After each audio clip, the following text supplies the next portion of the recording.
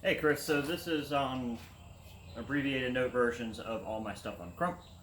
Uh, I will try to cover everything in this video.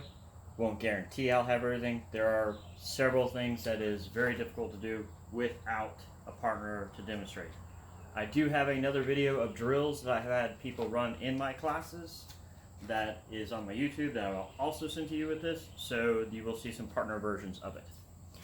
So, on the Krump How, and forgive the camera shitting, I'm not professional at this. I have a little stand for my phone and I'm in my driveway and it's disgusting out here. So, anyway, I'll go over the theories of what started this, go through the process of it, and then we'll go start working through all the mechanics. Hopefully it won't take too long.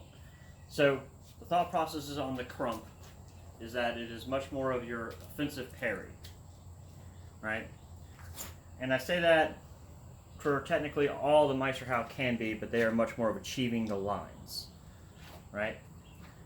So the Krump, and I take this mostly out of the Zorn, after the Zorn. So in the Zorn How plays, you go to take the center, and you're working to take the thrust and options, right? You are displacing to take and then work, or achieve a bind and go from. So let's say we're fencing somebody and we've never met before, right? Never bet, we've got sharps, anything's going to happen. Do you trust your Zorn How to protect you? That's what I always ask at the beginning of classes anyway. Some people say, yeah, sure. So then I line up in front of them, and I'm like, all right, do you trust your Zorn? Let's do it. And the majority of people back off. I know it's a bit of an asshole move, but it's a personal fun time. The other notion behind that, though, is that if you are not 100% sure what's going to happen in the opening scenes, you need to have something else that work. Thus, we go to the Krump. So the Krump gives you a targeting position, right? Because you are moving offline, you can strike at the sword, you can strike at the hands, you can do a lot of options. So for me, the process that I pick on this, though, comes off of a single sentence that we get in the English translated versions throughout the compendium and throughout multiple things you can find on WikiHour. Yes, the English translated. I will recommend go look at the German and see what it states as well. And it talks about how it can, very much defeat Oberhaus and Unterhaus. Right? It hurts them as well. A lot of people take this as, oh, you can just strike to the hands and they have bad cutting mechanics. 100% agree. I use it often, and it works. But the other process I like to think about this, though, is that if they are throwing an Oberhau at my target, if they're throwing an Unterhau at me, that I can actually use the Krump to bind on their sword and achieve a bind to see what's happening. Oh, we're lining up, we're matching up, and they're throwing the cut at me. And then I'm going to bind onto their sword now. Now I know what they're doing. Now I have learned he's throwing at me. He's throwing shit. I have a moment to make a decision and then work everything else I want to work. Right? So that's some of the thoughts on where this came from. That initial sentence is a lot of what I actually operate with on defeating the Overs and Unters is a massive theory. That's where the majority of this entire madness for me started. The other big process, too, is everyone says that you just target the hands, which you can. You can use this for a lot of different positions for people. If they're in flute, if they're in long point and all that, you can use this to strike it to the hands. You can use multiple tactical things. But to get there, you have to kind of know what you're doing, right? You need to understand targeting, you need to understand footwork, the mechanics, when not to do footwork. So it's a huge fundamental thing. So I like to start everybody working on into achieving binds and going from there. And we'll go over all that. So, first thing we're going to go into is hand positionings, right? So on the hand positionings, in the opening plays, it tells you onto your shoulder and to throw a Krump. So when we go into this process, and we're going across, as I make that achievement, I'll see if I can't get this right for you on an angle. It's this damn roof. We achieve the Krump, and we're in a thumb grip, right? At least going to our left side with it. When you alternate it off, the opposite side, you still have a thumb grip. So this is also the beginnings of teaching you how to utilize thumb grips. That's a whole nother class, a whole nother thing. You can go into another point. Right? So, key thing here is that as you're throwing your cut, the left hand obviously pops over, you wrist lock yourself, and you're into a position. Okay? So let's go from there. We're going to go over on targeting. So a lot of people who do the Krumps, you know, I'll start from shrine cut for this process because it's easier on the arm. And as you see, it's wrapped. In the process, they just do a windshield wiper. I'm just going to let that just pause for a minute of how utterly ridiculous it is for me. The aspects of that, though, of using the Krump in the windshield wiper mode is still not wrong and to a certain extent. To me, the windshield wiper is your oh shit Krump. It's the get the fuck out. Right? I'm here, or I'm moving, and they're throwing a cut at me, and I am like, oh crap, I'm flat-footed, I don't know what's happening. I'll throw that windshield wiper and come out. Just to stay to where I'm actually maybe deterring myself, right? Or deterring them and saving my ass, however you want to word it.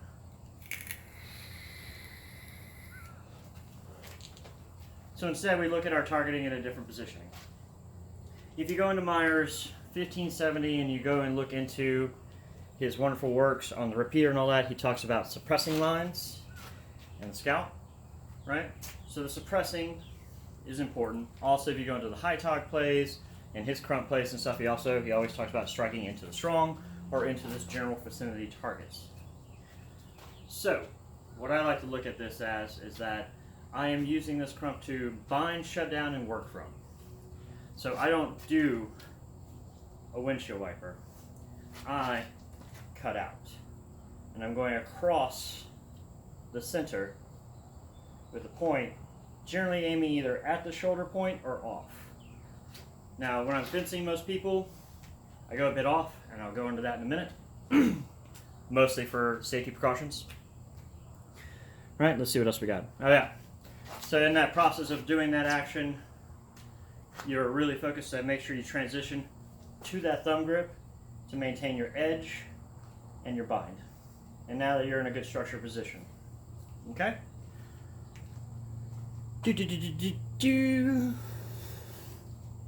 Alright. So let's go over footwork, and then we're going to go over on binds that come from it. So the footwork. The ground is pretty slick here, so I will try not to bust my ass. This may still happen. So, a lot of times when other things that people do with the Krump is that they leap way out this way, right? I'll try not to go off frame too much.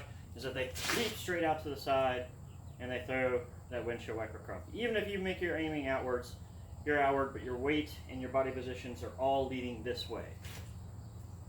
Which is good if you're doing the snipe game. If I'm sniping hands and all that, but it leaves you in a very bad position for recovery.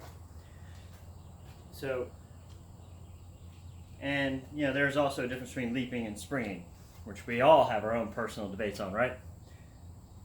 Oh, the arguments of that shit.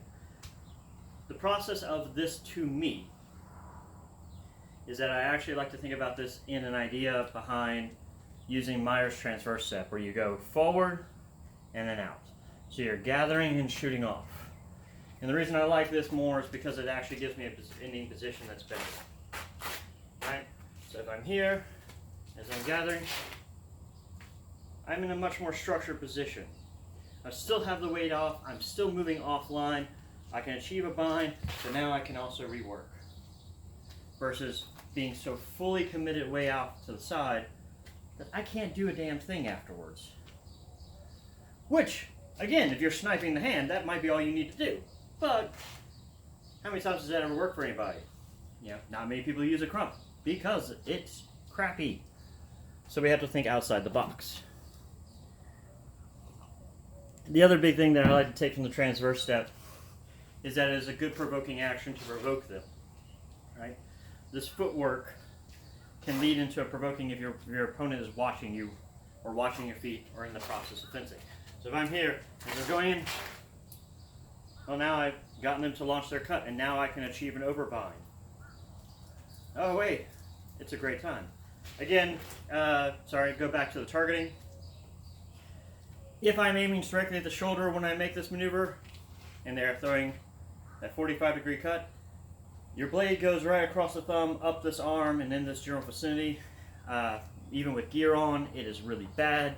Thumbs have been broken, injuries can occur. So we are going to aim to get things onto their sword for the safety of things in any drills that we do. But that's a safety precaution. Yeah. The mechanics behind it all are still the same, whether I'm on the sword or not. Okay? So, generally I'm going to aim onto the sword and then I'll work from there, because I've now achieved a bind. Especially, you know, if you're fencing in modern tournaments, or in a lot of cases, not many people want to actually give you binds. Most people want to boom, boom, right? They just want to cut, and do all kinds of fun stuff. No, this is how you can enforce a bind, right? It's the other great thing about this, is that I can, boom, now I have a bind. And whatever you do from here, I now have an option to pick from.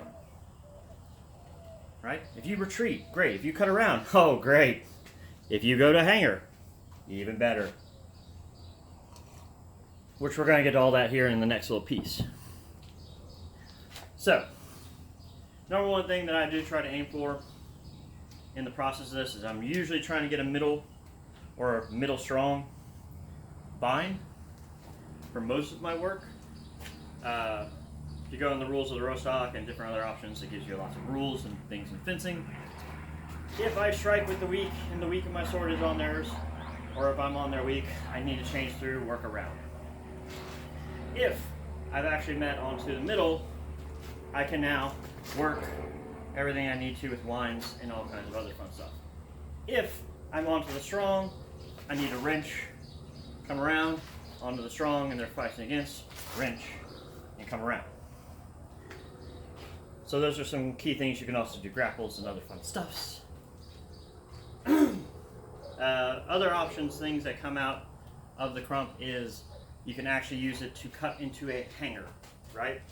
And when I say by hanger, I'm not talking about hangers here. I'm talking more of actual like hanging in the later process, or hanging, or however you want to call it.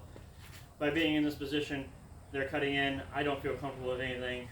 Instead of thinking about, oh, I just need to hang, you know, I cut to the hang, and I'm now protected behind it, and I can make a snap.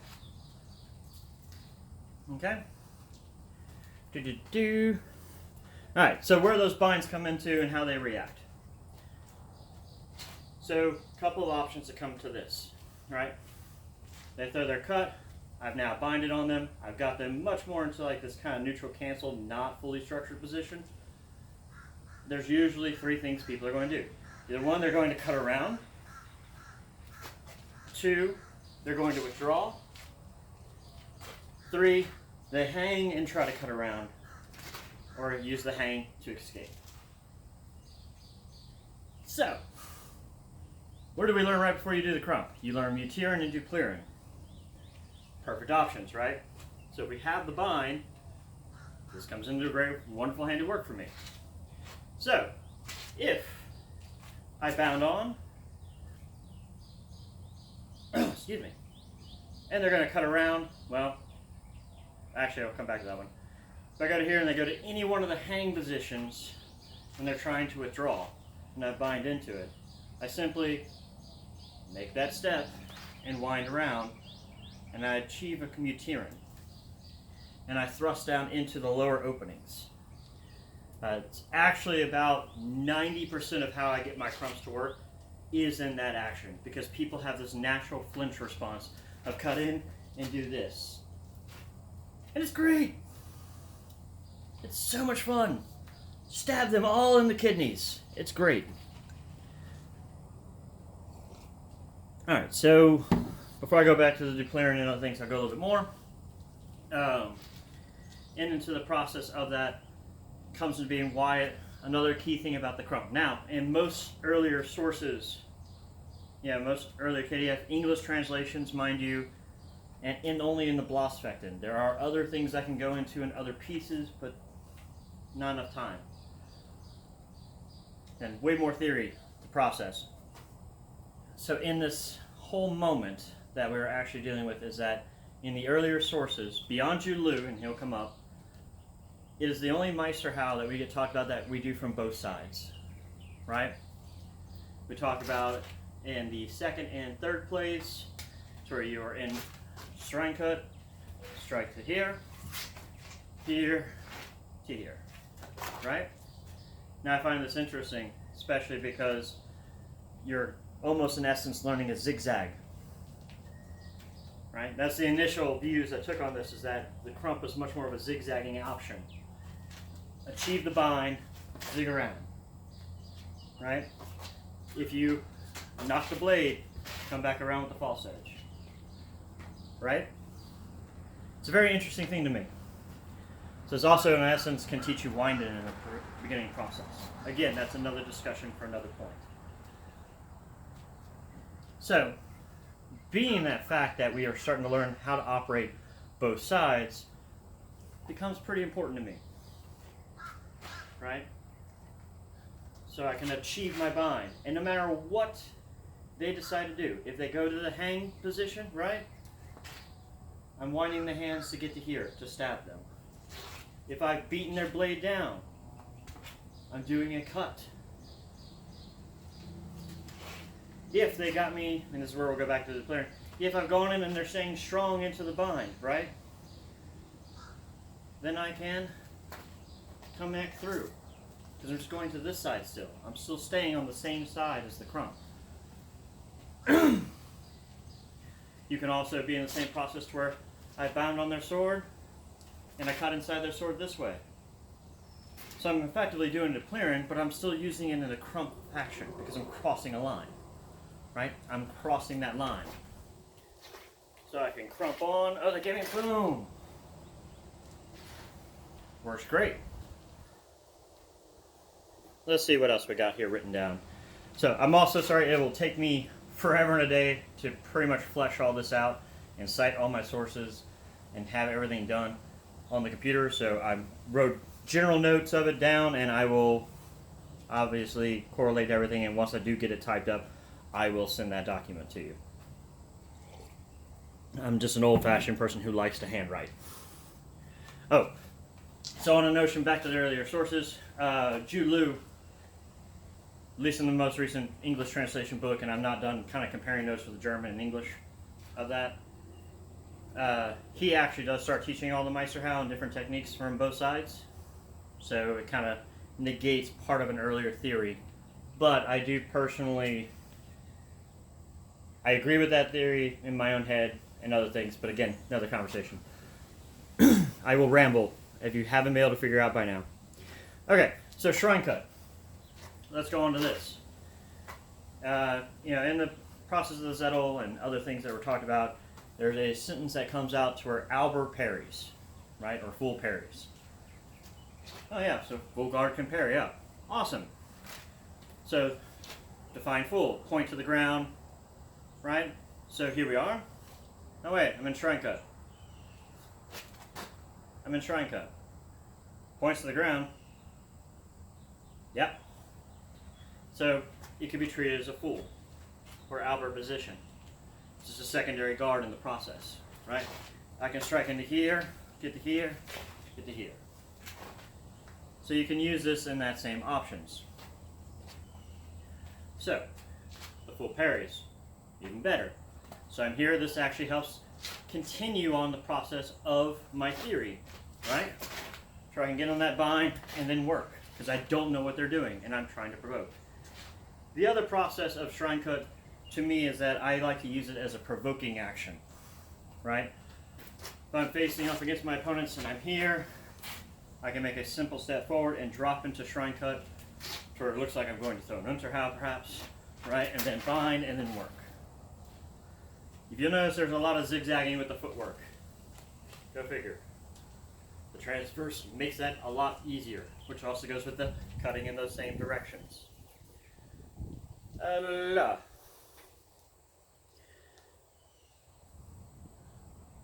Sorry, reading through my notes and I should be scratching them out. So, yeah, shrine cut is basically doing provoker. So in the essence, if you want to go on to the provoking taker hitter, if you're a Meyer fan, right? They're gonna be here, provoke, take, hit, right? The other cool thing about shrine cut is that it does start to get you transitioning into that thumb grip. Because I'm here, and as I drop, I transition into that thumb and work from there.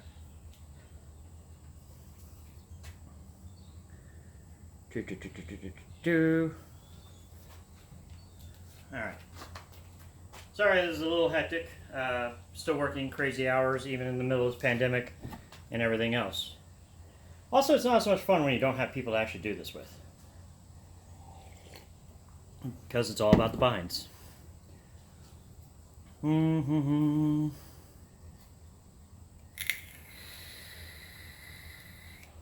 Okay, yeah. So we'll do some more touches on footwork on the bind versus beat.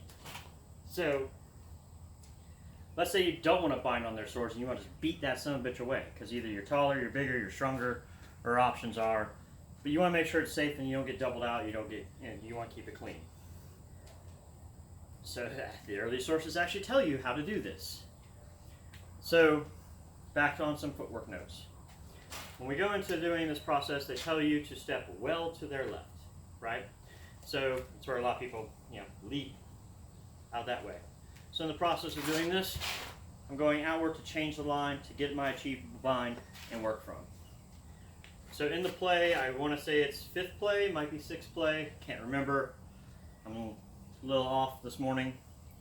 It's where we actually step forwards, is we're actually going to step and beat their blade down and then strike them in the head with a false edge cut.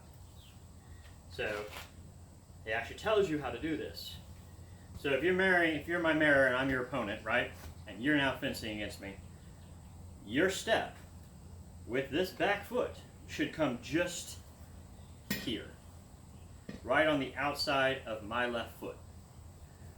And the positioning of that is that because I'm now achieving that beat down onto the process, I'm closed in my distance, I'm here, boom. It is very wickedly fun. It will hurt like a motherfucker if you do not have control. And the other really cool part is that you generally beat their sword down into the ground. So also in the Krump it talks about similar positions of dealing with thrustings, right? So, hands have to lead obviously, but the other cool part about this transitional footwork is if someone's thrusting at me, I can now not only get a bind on their blade and position, generally redirect their point, but I'm also clearing it with my body, and now I've achieved a bind and can take center and stab them.